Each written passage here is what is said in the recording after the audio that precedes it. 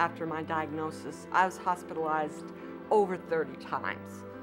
And for those first 2 years of all those hospitalizations, nobody knew that I was drinking because nobody asked me and I wasn't gonna tell them. I didn't look at it like I was depressed, like that's a mental illness. I didn't look at any of that like it was a mental illness. I never did. I never saw any of that stuff. When I was flying around and manic and, you know, doing this and doing that, going to this job, going to this, you know, I didn't look at any of that as mania or any type of mental issues. You know, I drink a lot of beer and calm down, you know, or I do a lot of coke and I'd be up and I wouldn't feel bad anymore. And it wasn't until I started working as a social worker in the mental health field that I started to say, oh, these are the things that I'm helping people with, the symptoms or the progression of their illnesses. And all along I have the secret life that I'm experiencing a lot of the same things. At the same time I'm drinking and don't even realize that that's part of the problem. When they said I had a sickness and a disease, it was like a sign of relief because I was like, man, something wrong with me. All the time I was blaming myself for everything I was doing, but I didn't realize that what I was putting in my body was causing me to become sick and sicker, and the disease was really getting worse and worse. Now, the one thing that we know about folks with co-occurring disorders is that if you treat just the addiction piece and not the psychiatric piece, the whole person gets worse. And if you treat just the psychiatric piece and not the addiction piece, the whole person gets worse. So we know we have to treat both things at the same time if people are really going to become well.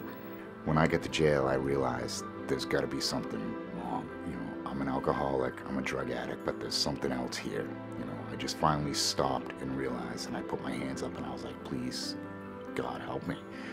I need answers here. And that's when I found out that there was help.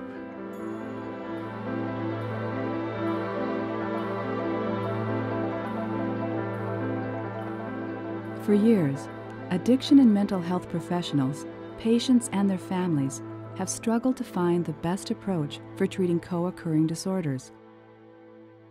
Recently, new developments in mental health and addiction are helping to redefine how appropriate treatment can help people live and thrive with co-occurring disorder. And it's also true that the majority of people with an addiction problem have got either significant mental health symptoms or syndromes or an actual disorder. So co-occurrence is the norm or the typical person that we see in either the mental health system or the addictions treatment system. The majority of people have both.